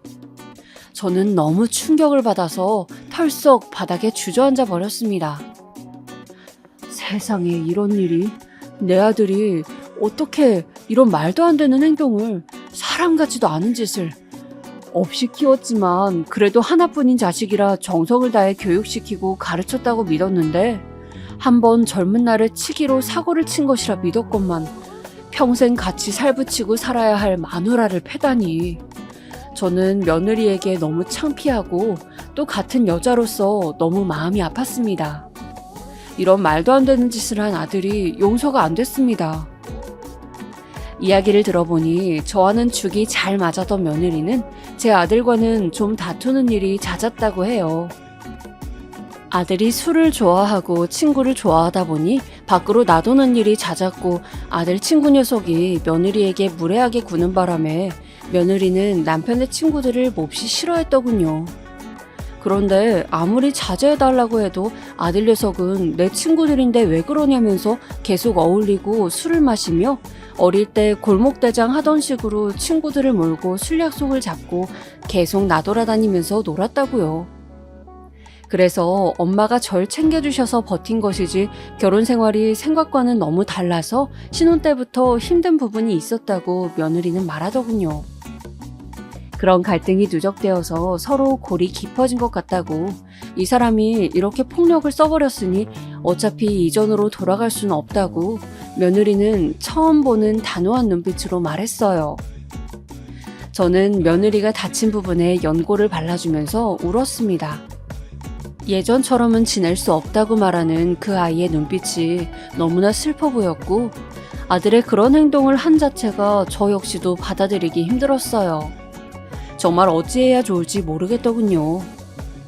그저 며느리를 붙잡고 한 번만 좋게 생각해 줄 수는 없냐고 비는 것밖에는 아무런 방법이 없었습니다. 집에 돌아와 상황을 들은 남편은 당장 이놈의 새끼를 죽여버리겠다고 난리를 부리며 아들에게 가겠다고 소리를 지르며 나가버렸어요. 남편의 그런 모습을 처음 봤습니다. 너무 화가 난 나머지 진짜 제 아들을 죽일 것처럼 구는 남편을 보니 괜히 속만 더 뒤집어지더군요. 그렇게 제가 딸처럼 정을 줬던 제 며느리는 마음의 상처를 안고 이혼을 결정했습니다. 무조건 제 아들이 유책 배우자기 때문에 이혼에 있어 아무것도 결정할 수가 없었고 그저 며느리의 처분을 따르는 수밖에는 없었습니다. 사실 팔이 안으로 굽는다고 처음에는 며느리가 상처가 얼마나 클까 싶었지만 또 둘이 계속 안 좋았던 이야기를 들으니 며느리가 조금만 덜 갑갑하게 했더라면, 조금만 풀어줬다면 어땠을까 싶기도 하더군요. 그리고 사실 우리 세대는 남편이 아무리 속을 썩여도 한 번쯤은 참고 넘어갔는데 며느리에게는 그런 기대를 품어서는 안 될까 하는 생각도 있었습니다. 어느 부모가 아들이 혼자서 페인꼴로 살아가기를 바라겠습니까?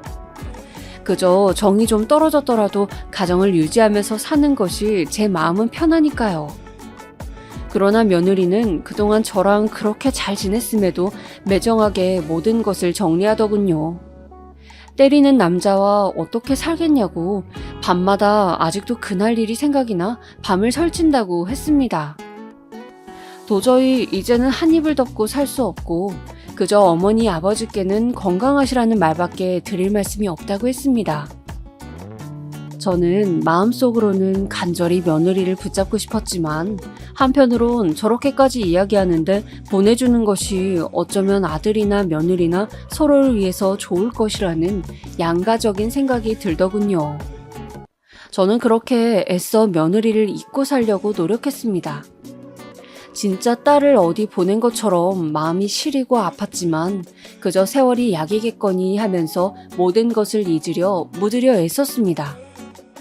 아들 녀석은 본인이 사고를 치고 반성을 하는지 어쩐지 자유라며 철없는 소리나 하면서 친구들을 만나고 술이 고주망태가 되기도 하고 또 어떤 날은 눈물을 흘리며 우리 앞에 찾아와 무릎을 꿇고 빌기도 하면서 제정신이 아닌 상태로 5년이 넘는 시간을 보내더군요. 그러다가 어디 친구를 따라 원양어선을 타러 가겠다고 하면서 몇 년간 돌아오지 않는다는 말만 남기고 헛개비처럼 사라져 버렸습니다. 저도 마음 정리를 하고 살려고 그러나 싶어 멀쩡한 회사를 그만두고 외국으로 간다는데도 말리지 않았습니다. 얼마나 힘들면 저럴까 싶기도 하고 아들이 보인 말도 안 되는 행동을 저도 용납할 수가 없어서 아들이 보고 싶지 않은 마음도 있었어요. 또 마음 한구석에는 모든 것이 나의 불찰이고 내가 자식을 잘못 키운 것은 아닐까 하는 생각도 있었습니다. 그런데 제 인생에 아직 겪어야 할 고난이 남았더군요.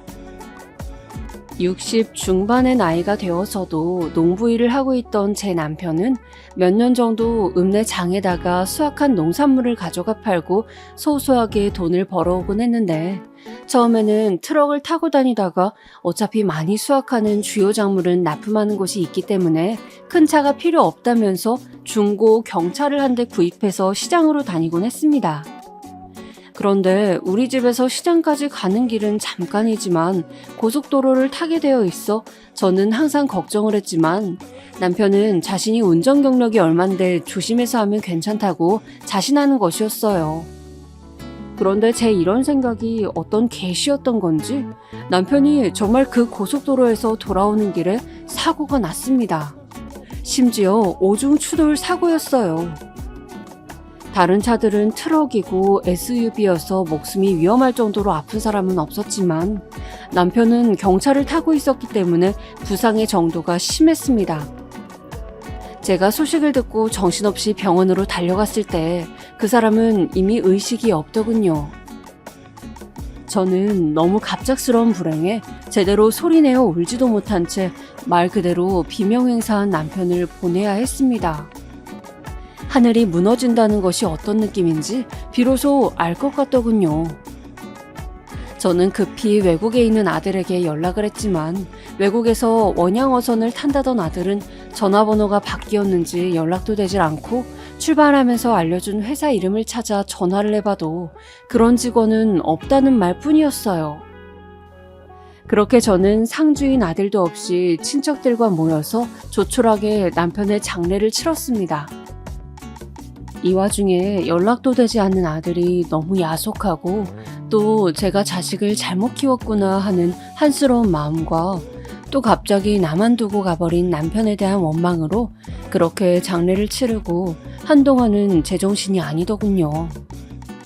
세상이 나를 등진 것만 같고 나도 이대로 죽는 것이 낫겠다 그런 생각만 계속해서 들었습니다.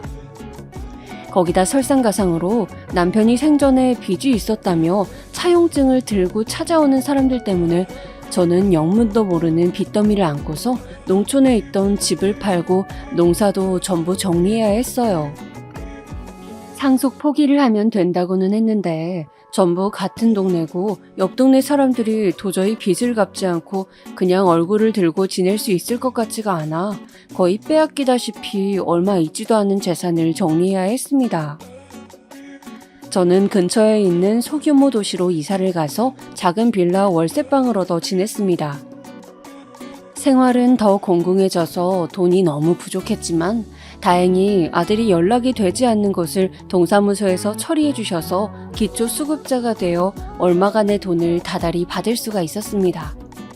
그렇게 얼마 되지 않는 수급비를 받으면서 근근히 살아가는데 아직도 제 불행이 끝나지 않았는지 도시에서 막 소일거리를 찾아보려던 찰나 저는 겨울 빙판길에 넘어져 허리를 다치고 말았습니다.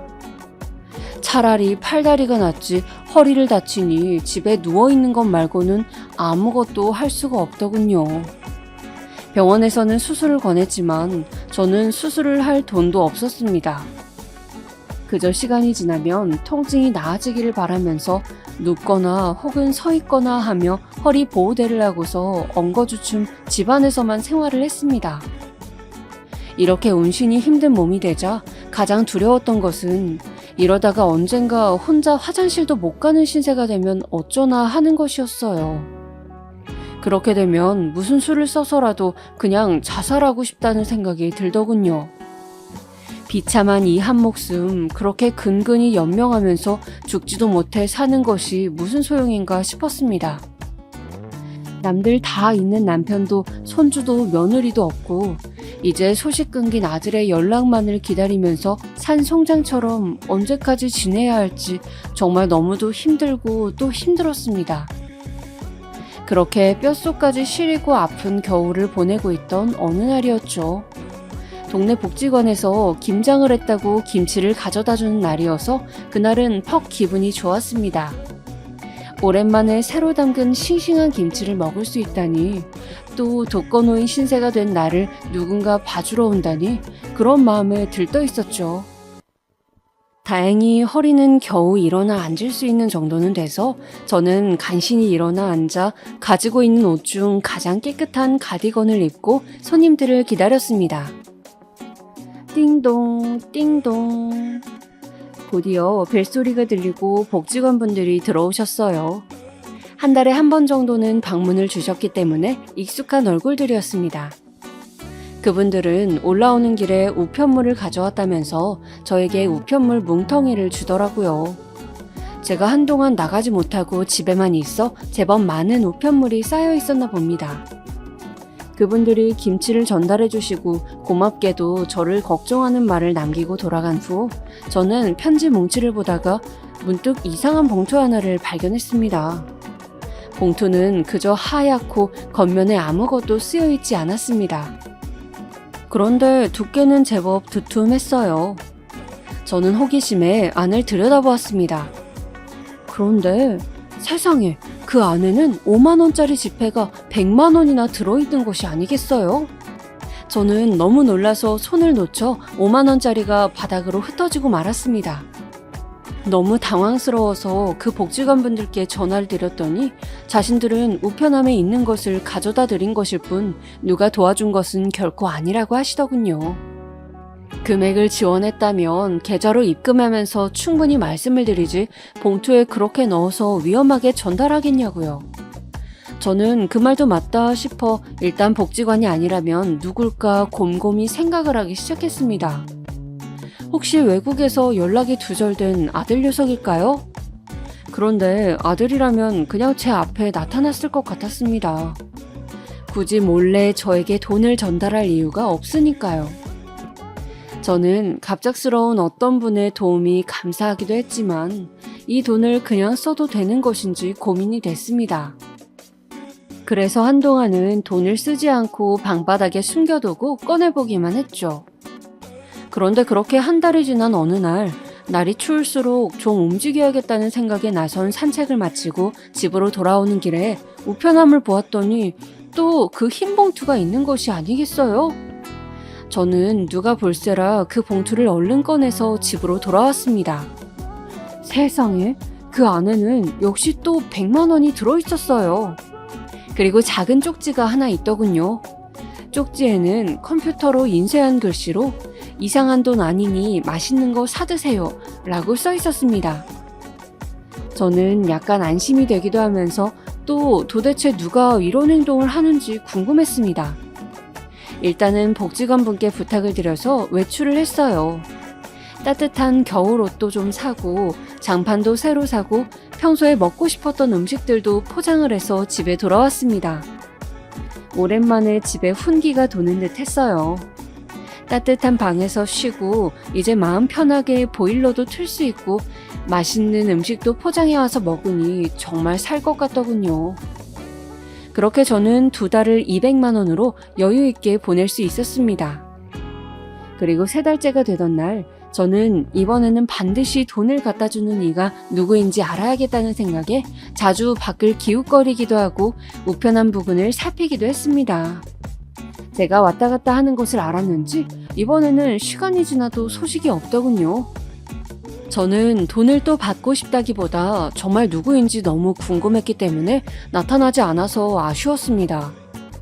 그렇게 한 달 내내 살펴도 소식이 없어 이젠 안 오는 건가 보다 하고 돌아서서 골목 어귀에 있는 슈퍼나 가봐야겠다 하고 돌아섰던 그때 날씬한 어떤 여자의 실루엣이 제 눈에 들어왔습니다.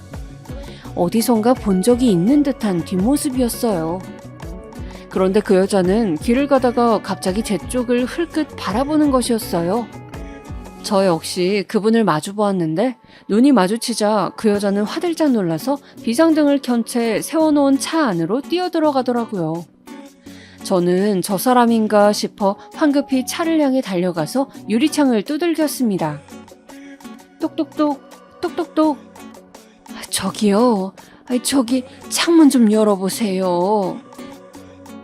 용기를 낸 저의 목소리에 창문은 서서히 내려갔습니다.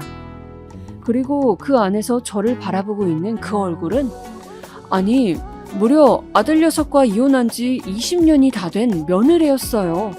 분명했습니다. 비록 강산이 2번 변할 세월이 흘렀지만 저를 바라보던 그 따뜻한 눈빛은 며느리가 틀림이 없었어요. 이제 제법 나이가 들어 파마도 하고 나타났지만 저는 그 아이를 확실히 알아볼 수 있었어요. 엄마, 오랜만이에요, 엄마. 저에게 엄마라고 하며 살갑게 부르는 며느리의 눈에 촉촉하게 눈물이 고이더군요. 그리고 그 아이는 차에서 내려 저를 와락 끌어안았습니다.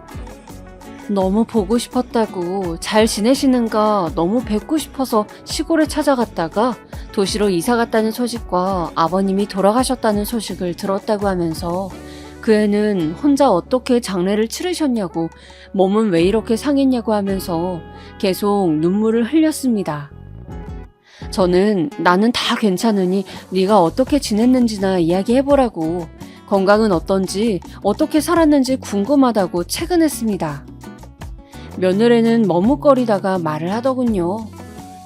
그렇게 제 아들하고 헤어지고 한동안은 아무 일도 하지 못하고 처박혀 지냈는데 그런 자신을 걱정한 대학 친구들이 전공을 살려 일을 좀 해보면 어떻겠냐고 외국인들에게 한국어를 가르치는 일을 추천했다고 합니다. 그래서 그 공부를 하러 대학원을 다니고 장학금을 받으면서 학위를 땄다고 해요. 그리고 외국인들의 한국어 교육을 전문으로 하는 학원 강사로 취직을 해서 외국인들이 많은 서울 지역에서 일을 했는데 강의를 잘해 입소문이 나다 보니 점점 더 돈을 많이 벌게 되었다고 합니다.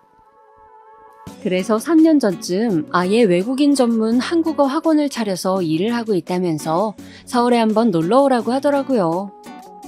그리고 또 머뭇거리던 며느리는 자신이 결혼을 하고 아기도 낳았다고 했습니다. 이런 말하게 돼서 미안하다고, 사정이 이래서 엄마를 도와드리고 싶었는데 앞에 나설 수가 없었다고요. 친정엄마도 없이 외롭게 살던 저에게 엄마의 정을 느끼게 해준 유일한 분이었기에 이혼 후 제가 많이 보고 싶었다고, 지금은 좋은 사람 만나 예쁜 딸을 낳고 행복하게 가정 꾸리고 남부럽지 않게 돈도 벌면서 산다고요. 저는 마음 한켠에 어디를 떠돌고 있을지 모를 아들이 걸렸지만 그래도 며느리에게 잘된 일이기에 손을 잡고 잘했다고, 그렇게 네 인생 잘 살아줘서 고맙다고 몇 번이고 감사 인사를 했습니다. 그리고 이렇게 100만 원씩 안 가져와도 된다고, 돈을 받을 이유도 없고 이렇게 도움을 받으면 내 마음이 편치가 못하다고 하니 며느리가 말하더군요.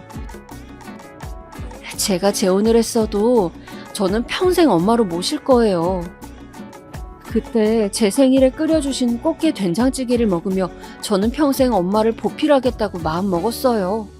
그러니 제 돈 거절하지 마시고 앞으로 힘든 일은 전부 저랑 상의해요, 엄마. 그때 제가 느꼈던 기분을 여러분은 모르시겠죠? 그동안 살아오면서 겪은 모든 힘든 일들이 며느리의 그 말에 보상을 받는 듯한 기분이 들었습니다. 허리의 고통과 아들로 인해 받은 상처가 모두 이 아이 덕분에 씻긴 듯 사라지는 기분이었어요. 저는 고맙게 며느리의 돈을 받고 대신 너무 자주 챙기지는 말라고, 너도 가정이 있고 집에서 사정을 알게 되면 좋아하지 않을 것 같다고 며느리를 말렸습니다. 그리고 내가 형편이 나아지거나 외국 나간 아들놈이 연락이 되면 돈을 꼭 갚겠노라고 이야기했죠. 그리고 요즘은 어떻게 지내냐고요? 며느리는 여전히 돈을 보태주고 있고 가끔 맛있는 음식을 사오기도 하는 등 저를 돌봐줍니다. 오지 말라고 해도 자기가 보고 싶어 그러니 신경 쓰지 말라고 웃으며 말하니 이길 도리가 없더군요. 아들 녀석은 지난달에 간신히 전화로 연락이 되었는데 3달 정도 지나면 들어올 예정이라고, 아버지 돌아가신 거 몰라서 죄송하다고 울더군요. 그리고 돈을 많이 벌었으니 돌아가면 제가 편히 모시겠다고 믿어야 할지 말아야 할지 모르겠는 소리를 합니다.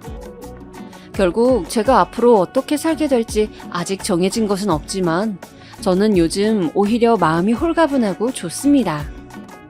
그래도 그동안 먹고 사느라 종종거리며 살아온 내 인생이 아무 의미도 없는 것은 아니구나. 내가 힘들 때 나를 걱정해주고 피가 섞이지 않아도 엄마라고 부르면서 평생 고마워해주는 사람이 있구나.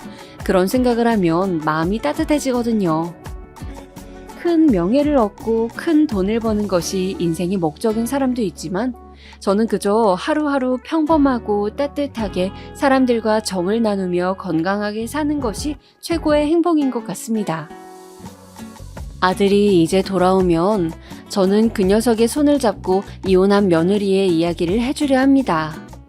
비록 너와는 남이 되었지만 그렇게 나를 살펴준 좋은 사람이니 마음에 혹시 미움이 있거든 내려놓고 이제 너도 너의 인생을 살라고 꼭 말해주고 싶거든요. 세상 모든 일이 한없이 힘든 것 같아도 시간이 지나면 차차 정리가 되고 또 아팠던 마음이 아물면서 새 마음이 돋아나는 것이 놀랍기도 하고 경이롭기도 한 요즘입니다. 코로나가 닥쳐 힘든 상황을 버티고 계시는 많은 분들이 계시겠죠. 여러분, 그래도 힘든 시간의 끝에 언젠가는 끝이 있습니다. 저처럼 죽음만 생각하면서 집에 누워 계시지 마시고 산책도 하시고 맛있는 주전부리도 하시면서 자신을 돌보고 주변에 정을 쌓아가신다면 반드시 저처럼 힘든 순간이 왔을 때 저를 걱정해주고 도와주는 사람들이 있을 것이라 믿어요. 그럼 오늘 하루도 행복하고 건강하세요.